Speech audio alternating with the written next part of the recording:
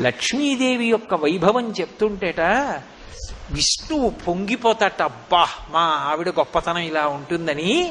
ఇలా ఇలా పొంగిపోతే ఇలా ఇలా గుండెలు పెరిగిపోయి ఆయన కట్టుకున్నటువంటి 100 కవచాలు పిట్లిపోతాయిట. పిట్లిపోయి కింద పడిపోయాక చూసుకుంటాట, ఓహో మా ఆవిడ్ని పొగిడితే ఇంత పొంగిపోయానా అనుకుంటాట. లక్ష్మీదేవి యొక్క వైభవం చెప్పేటప్పటికి నీలమేఘశ్యాముడు కదూ పర్జన్య పావనో నలహ. పర్జన్యుడు విష్ణు స్వరూపం.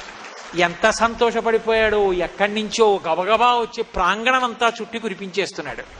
కాబట్టి అది కూడా ఈశ్వర కృపే, విష్ణువు యొక్క అనుగ్రహం కలిగింది అనడానికి ఇదే తార్కాణం. కాబట్టి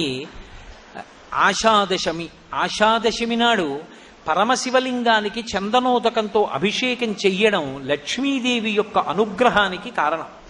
మీరు ఎప్పుడైనా ఒక విషయం జ్ఞాపకం పెట్టుకోండి,